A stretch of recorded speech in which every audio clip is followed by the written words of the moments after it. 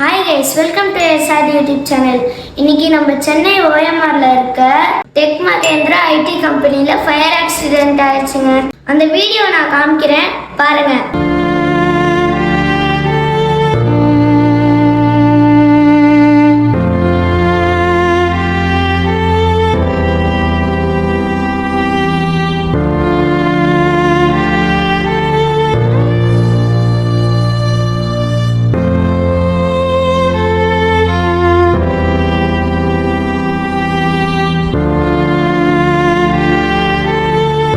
நான் நினைக்கிறேன் அந்த கம்பெனியில் வேலை பார்த்த எல்லாருமே சேஃபாக தான் இருப்பாங்கன்ட்டு.